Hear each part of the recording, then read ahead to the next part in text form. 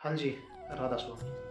अगर आप हालातों से हार चुके हो, आपकी लाइफ में बहुत सारी परेशानियाँ हैं, आप परिश्रम कर कर थक गए हो लेकिन आपको सफलता नहीं मिल रही है, तो आप बड़े महाराज जी का ये सत्संग सुनिए।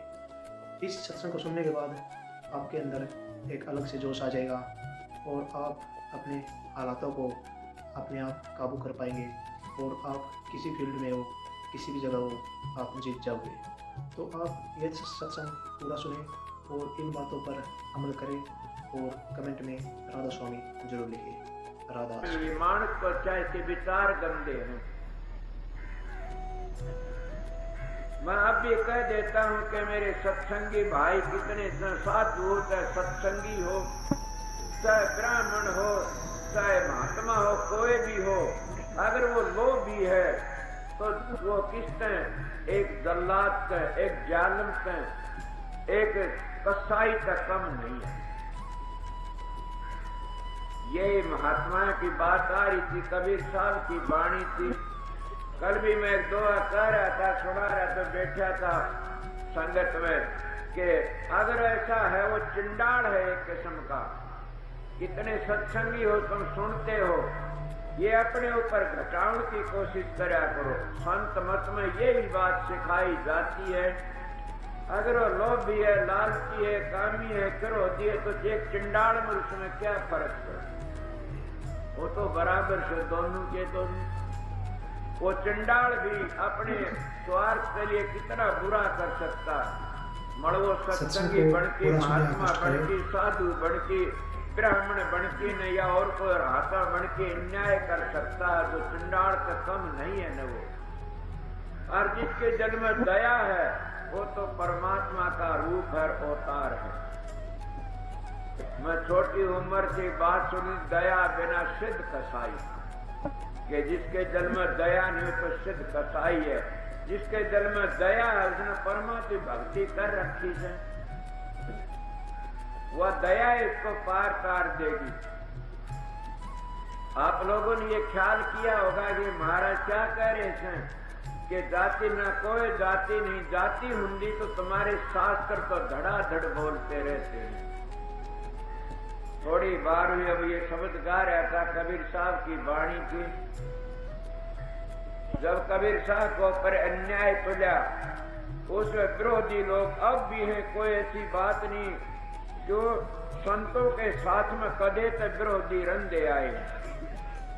कबीर साहब से कितने अन्याय करे, रविदास से कितने अन्याय करे। किस किस की बातें बताऊं, तुम जिस संत का नाम ले उसी के पलटू साहब जिंदे फूट दिए। अन्याय तो कदे तो होंगे, अगर मेरा भी मैं बताऊं तो तुम सारे आंसू गिरने लग जाओगे। बड़े भारी को मालिक की मौत होती है। मैं तो एक दोहा याद था कि कबीर साहब का ताऊंगा तपाऊंगा नुक्ते तारू खाल, मेरा भगत डेगे नहीं फिर पल में कर दूं निहाल। ये दोहा ने याद करया करता, जब कोई आफत आमदे तो ये दोहा याद करया करता था। अगर और कोई बात होंदी तो कंधा अपने विचारों ने अपने खुद ने कहा था, टिक्यारो मत हो डामा डोल, डेगे की कोडी नहीं टिके के लाखों मोल। इंसान तू टिक्यारो जिस जगह पर तेरी कीमत का फिर था है कोई। सुना नहीं, ठोड़ पड़ा पत्थर भारी होता है और एक बार उठ जा सब उठा लेते हैं। ये बातें लंबी हो जाएगी अगर अपनी सारी हकीकत बताऊं तो। बड़ कबीर साहब के बारे में भाई शब्द गा रहा था, उनके से कितनी भारी बेइज्जती करनी चाहिए। बड़ बेइज्जती किसकी हुई ये कभी ख्याल करें? जब उनके यज्ञ का टेम उन लोगों ने, द्वेषी विरोधी लोगों ने और उनके खिलाफत में क्या करा कि कबीर साहब के पास में कुछ नहीं है और कबीर साहब नंगा बैठा है, तानी बन के गुजारा करता, उसमें क्या है ये नहीं पता। कबीर साहब कुल मालिक सब कुछ है। उन लोगों ने चिट्ठी पाड़ दी के कबीर साहब के पास में दूध और तीज ने जीवन के लिए आ जाइयो, बड़ी भारी यज्ञ रखी है। कबीर साहब ने पता भी नहीं। अगर मेरे पास में होते होने वाले भाइयों ने पता, एक दिन की बातें मैं बताऊं आप लोगों को कि कि मैं क्या कहूँ उस बात ने। होगा मेरे आश्रम, छोटा से आश्रम, जो धर्मशाला का नाम तो बोलते हैं, उस आश्रम में भाई रतिराम हरि गए थे, सत्संग हो लिया था। और मारे बुआ थी वहां मेरे पास में आई हुई थी, वह बड़ी अच्छी महात्मा थी। तो मेरे गांव में 50-60 मानस आगे राजस्थानी मालिक टेक रखता, पता नहीं किस तरह के रखे। पूरे बैठे तो बोले हमने कोई ऐसा मानस हमने रोटी दे दे। सत्ता हो की मानी में सच्ची बात कहता हूँ, हमारे सवेरे रोटी गाली, शाम का चून नहीं था ना आश्रम। मैं अपनी बातों लखोता नहीं ना, मैं बता देता हूँ सीधा मानस। चून नहीं था, बड़ा दुखी थे। शाम को देखा जाएगा मालिक देगा। वह बुआ ठहरी हुई थी। इतना एक पंडित ने, हमारा पड़ोसी था, बड़ा भागी मानस था, उसने कहने लगे यो आश्रम से उरे छोटा उरे चला जाओ, वो दिया करे से खान पानी डाल के तुमने दे देगा। वो मेरे पास में आए 2 मानस। हाँ भाई क्या बात? बोला जी हमने किसी ने बताया था और आप इसी तरह कर दो। भूखे सा मैं देख करके बुआ का देखा, देख के मैं कहे मालिक मैं भी कदे ऐसा होगा, ये मेरी परीक्षा लेना आए, इसमें है क्या मामला? सत्संगियों मैं उन्होंने कहा भाई सोचू देखूं दखा। मैं देखो बैठ कर बुआ आई, बोली क्या बात है महाराज जी? माँ चित्रा बोला भीतर वह झाल चून की भरी से, मट्टी की झाल जिसमें 6-7 धड़ी चून की भरी हुआ। नून मर तो था, मैंने पता नहीं वो उनकी भरोड़ी होगी हमारे सत्संगिया की, मैंने देखी को नहीं। वो तो उन्होंने 6 धड़ी दे दिया। नून मर मानस बड़े अच्छे वाला चटनी रगड़ की खा ली, ले गए। मकन हुआ तो नू का दी रोटी बनी। भाई मैंने तो पता नहीं, मैं यह देखी को नहीं होगी, इसमें तो भरी थी। सत्संगियों किसी को देने से टोटा नहीं आता कभी। मैं अपनी बातें बताता हूँ कि इसलिए कबीर साहब बांट के खाया कर दे, उसकी हानि कौन कर सका था?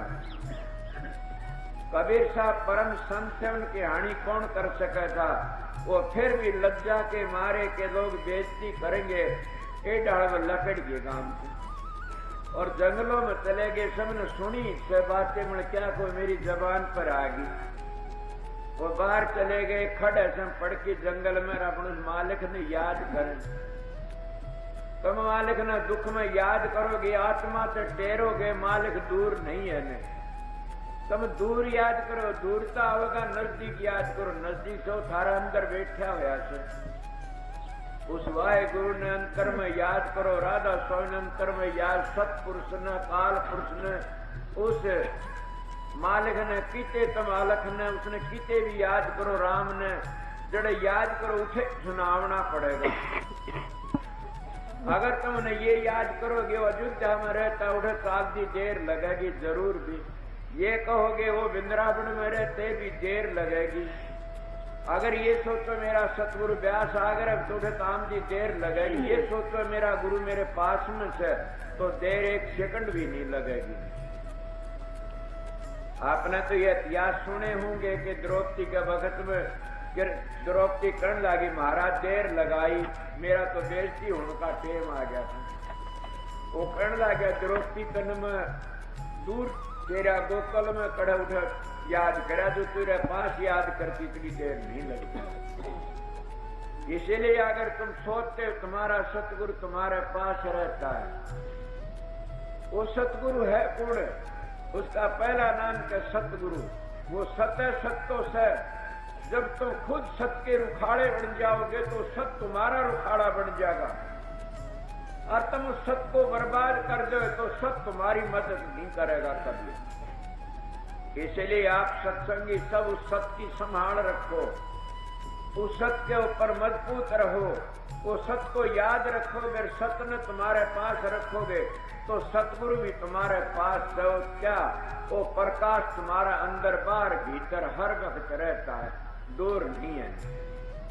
ये मौदोह में कहा था कि कामी तरह क्रोधी तरह पापी तरह अनंत आन पास किरत घन तेरे ने नाम रटन। अनुपासक किसको कहते? आज इसकी पूजा तड़की उसकी पूजा से।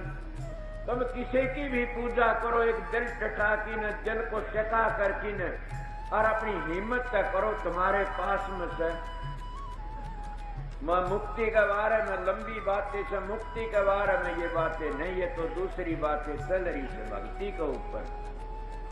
भक्ति के बारे में ये भी कह दिया भक्त तो कुत्ता भी होता है, आपको होता है। हाँ, तुम्हारे तभी तेज होता है कि एक झोपड़ी वाले का कुत्ता से जंगलों में पड़ा से, और उसका कुत्ता झोपड़ी में रहता है, और वो उसका मालिक भी झोपड़ी में रहता है, और बादशाह हाथी पर चढ़ा आ रहा से, मगर वो कुत्ता ये नहीं सोचता ये बादशाह से, उस बादशाह को भीतर नहीं बढ़ने के मेरा बादशाह झोपड़ी में से, और वो कभी भी अपने बालक का पास नहीं आने देगा, फूटी आंख में देखने नहीं दे, इतने सांस रहेंगे इतने। अब बताओ भगत नहीं होया? तुम तो गिर जाते हो, लालच में आके गिर जाते हो, और तरह गिर जाते हो, कोई भड़ो की ले जाए और लालच में आके गिर जाते हो। या होगा एक मेरा गुरु भाई कुर्ते खातिर गिर गया कान। आप बताइए ऐसे से क्या भक्ति कर सकते हैं? वह भक्ति के काबिल भी नहीं होते ने। भक्ति तो एक कट्टरपना से, भक्ति तो एक बड़ा विश्वास और बड़ी श्रद्धा से। तुम राम पर करो, कृष्ण पर करो, देवी पर करो, भैरू पर करो, गूगे पर करो, थारी मर्जी करो, ये बात जरूर बता देता है इनमें मुक्ति नहीं है न, इनकी मुक्ति म्यादी है, अनादि नहीं है न। ये कदे कोई भाई ये कदे मैं सीधा मानस बता देता हूं आप लोग, तो इनकी खुद की मुक्ति नहीं अनादि, तो ये खुद म्यादी से सारी मुक्ति अनादि किस तरह करवा सकते हैं? ये बड़े अपना स्वर्ग भी दे सकते हैं, बैकुंठ भी दे सकते हैं, अपने लोक में ले जा सकते, सारा सुख दे सकते। पर मुक्ति तो उस कुल मालिक से मिलेगी, वो सारी दुनिया का करता, वो राधा स्वामी दयाल, वो सतपुरुष, वो अकाल पुरुष, जिसको हम सारी दुनिया का करता अलग कहते हैं। समझ गए? सारी दुनिया को देखता और लगता और नखरे देख, वो सारी दुनिया का मालिक से। मगर हम राधा स्वामी कहने तरह अलग कहने थे, और सतपुरुष वाहे गुरु कहने नहीं कर सकते कभी। ये कहना कुछ और बात है, उस मंजिल पर चलना कुछ और बात है। इसलिए मैं आपको कहा था कि तुम्हारे लिए भक्ति ही काफी है। तुम तो जिस जगह लगे वो ही चोखा से, वो तो एक ऐसा करड़ा काम है, करड़ा भी नहीं, न घर छोड़ना न बच्चे छोड़ने न और कुछ छोड़ना। जो कबीर साहब की बातें, कबीर साहब घर बैठे बनो फकीर, मन मार सुरत न डांटो। अब बात तो बड़ी करड़ी कही गई से, आसान तो नहीं है कहना, आसान से मन मार सुरत न डांटो। अब मन किसने मारा? कोई मार सकता? मन को मारना नहीं, बदलना से। और जब मन बदल गया तो सुरत आप ही डट जाएगी। सुरत किसको कहते हैं? सुरत तो सारे शरीर की जान है, सारे शरीर को चेतन करने वाली से। इस शरीर में कितने नाम हैं, कोई 25 प्रकृति कहता है, कोई 10 इंद्री कहता, लंबी मिसालें जिनमें सैकड़े में सैकड़े बन जाते हैं। पर ये किसने बनाए? सारे के सारे के उस सूरत ने, उस चेतन शक्ति ने, उस आत्मा ने। जब वह नीचे उतरी तो जब आत्मा ऊपर गई तो वह कुल मालिक की अंश थी, वह सूरत बन जाती है। और उसी जब समेट की चली जाती है तो इनको सबको समेट लेती है, जैसे कछुआ अपने अंगों को समेट लेता है। इतना प्रेमियों में भक्ति की बात चली, दृढ़पना होना चाहिए। कबीर साहब भी करनी के धनी थे, फिर क्या हो? आप लोग लुको तो करनी धनी थे, सतपुरुष थे, तो क्यों लुके जा करके? उन्हें पता नहीं था कि कबीर कुल मालिक बंजारा बनती आ जाएगा। ये बात पर्सन तो बड़ा तकड़ा समझ, तुम्हारे किसी के दिमाग में नहीं आते, आज तक नहीं आया कि क्यों पर्सन कर सकता है कोई न कोई। कि कबीर साहब पूर्ण थे कहा, फिर क्यों लुके जाकर की? लुके नहीं थे, वो जाकर तो अपने मालिक से काम लेने के लिए गए थे। मैं जवाब देता हूँ आप लोग, वह लुके नहीं थे, तो वो अपने मालिक से काम लेने के लिए गए थे कि नू तो काम दे नहीं गाने, इस तरह काम दे देगा। किस तरह? कि मैं इस घर में बैठा रहूं तो नहीं काम देगा, और मैं चला गया तो मेरा रूप धार की सारा काम कर लेगा, वो भी बच जाएगा और मैं भी बच जाऊंगा। और लोग कहते जो वह जय जयकार करते दोहरे को लकड़े, तो कबीर साहब ने पता तो था, ऐसी बात तो नहीं थी ने। बोला क्या बात है भाई, कौन है तू? जाने वाला कहे बोला मैं तो गरीब हूँ। अरे बोला आज भी गरीब क्यों? आज तो रांडी के घर मांडी हो रही है। बोले क्या होया? कि कबीर साहब का घर में ठाठ हो रहे, हलवा पूरी खीर खंड का भोजन मिले। बोला झूठ बोलो। बोले टका तो दिक्कत है, ये सोने का टका मिला।